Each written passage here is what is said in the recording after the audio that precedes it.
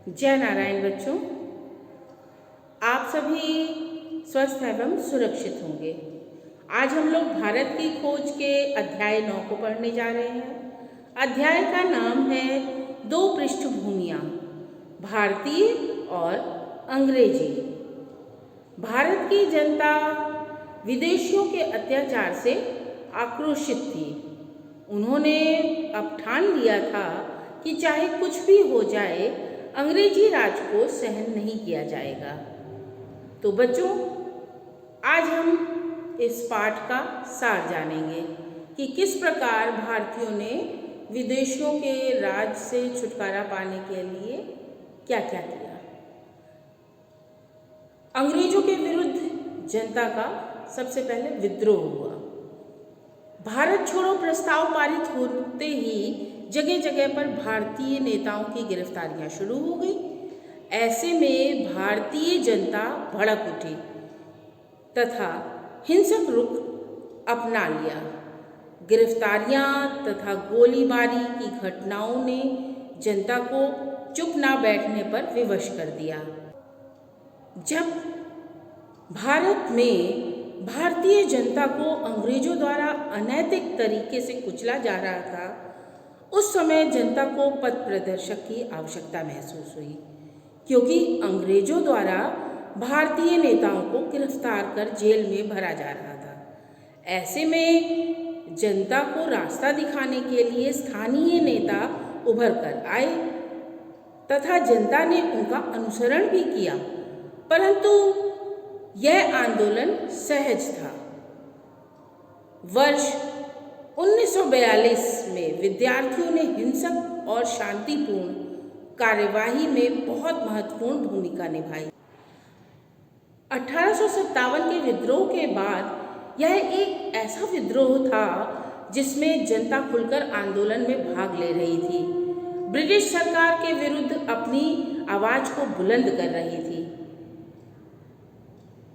इस विद्रोह का क्या परिणाम हुआ और इसके क्या प्रभाव हुए, आइए आगे जानते हैं।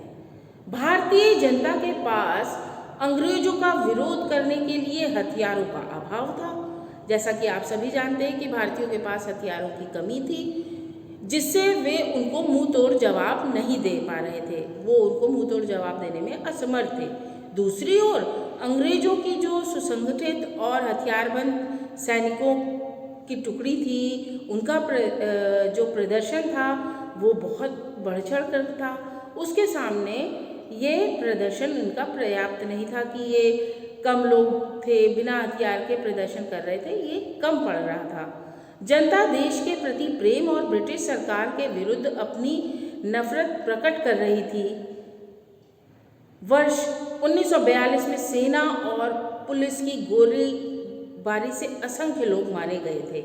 सरकारी आंकड़ों के हिसाब से तो 1028 यानी कि 1028 लोगों के मरने और 3200 लोगों के घायल होने की बात कही गई थी, परंतु इसमें अनुमानतः 10,000 से भी अधिक लोगों के मरने की बात सही प्रतीत होती है। भारत में वर्ष 1942 के आंदोलन के फलस्वरूप बहुत से शहरी और ग्रामीण क्षेत्रों में ब्रिटिश शासन समाप्त हो गया, जिसे पुनः स्थापित करने के लिए उन्हें हफ्तों लग गए। संयुक्त प्रांत के बलिया जिले को अंग्रेजों को तो दोबारा जीतना पड़ा था। आगे हम बात करते हैं भारत की बीमारी यानी कि अकाल, भारतीयों की दीनहीन स्थिति तथा बीमारी। अंग्रेजी शासन में भारतीय बहुत ही दीनहीन अवस्था से गुजर रहे थे। दीनहीन यानी बहुत गरीबी की अवस्था में गुजर रहे थे। इसी समय भीषण अकाल पड़ा, जिससे उनकी स्थिति और भी बदतर हो गई। इस अकाल का प्रभाव बंगाल और पूर्वी दक्षिणी भारत पर पड़ा। ब्रिटिश शासन के 170 वर्षों में यह सबसे बड़ा अकाल था। इसकी तुलना में अगर हम इसकी तुलना करें तो 1766 से 1770 ईस्वी की अवधि में पड़े बंगाल और बिहार के भयंकर अकाल से इसकी तुलना हम कर सकते हैं। इसके बाद हैजा और भीषण महामारी फैल गई। जैसा कि आप बच्चों सभी जानते हैं, अकाल पड़े, सूखा पड़े, बाढ़ आए तो बहुत सी महामारियां फैल जाती हैं। तो पहले तो ऐसी कोई व्यवस्था भी नहीं थी कि सबका इलाज हो सके, तो वहाँ पर उस समय में हैजा और भीषण महामारी फैल गई, जिससे ब्रिटिश शासन की अव्यवस्था के प्रति जनता और ज़्यादा आक्रोश में आ गई। उनका आक्रोश और बढ़ गया। भारत में व्याप्त अंतर्विरोध। अब अकाल की स्थिति ऐसी थी कि जो भारत के लोग थे यानी भारतीय थे, उनका अंतर्विरोध जो था उभर कर सामने आने लगा। इस आंदोलन के दमन के लिए अंग्रेजों ने कोई कसर नहीं छोड़ी। कलकत्ता में एक ओर तो सड़कों पर लाशें बिछी थीं और दूसरी ओर अभिजात वर्ग अपनी विलासिता में डूबा था। यह वर्ग अपने ऐशो आराम और नाच गाने में डूबा रहता था। इस अकाल का भारत की जनता पर यह प्रभाव पड़ा कि जनता और भी अधिक गरीबी में डूबती चली गई। भारत की इस दुर्दशा यानी इस हालत को देखकर विद्वान भारत के भविष्य को लेकर दुविधाग्रस्त हो गए। उनको चिंता हो गई कि आगे क्या होगा, आगे किस तरीके से भारत देश में लोग आगे बढ़ेंगे, ये सब सोच रहे थे लोग। मृत्युशैया पर पड़े हुए टैगोर जो थे वे सोच रहे थे कि अंग्रेजों के जाने के बाद भारत की तस्वीर कैसी होगी, क्योंकि भारत की दुर्गति का कोई अंत उन्हें दिखाई नहीं दे रहा था। आगे अगर हम बात करें तो भारत का सजीव सामर्थ्य, प्रकृति द्वारा कायाकल्प करना। यहाँ पर नेहरू जी बताते हैं कि भारत ने अनेक मुसीबतों को झेलते हुए अपना अस्तित्व बनाए रखा। आगे वे बताते हैं कि अकाल और युद्ध के बावजूद प्रकृति अपना कायाकल्प कर लेती है और कल की लड़ाई के मैदान में आज जो कल लड़ाई का मैदान था आज उसे घास और फूलों से ढक लेती है। विलक्षण गुण। बच्चों, विलक्षण गुण का अर्थ होता है अद्भुत गुण। ये व्यक्ति विशेष जो भारतीय हैं हम सबके पास ये विलक्षण गुण होता है कि विलक्षण गुण व्यक्ति के पास स्मृति का विलक्षण गुण होता है।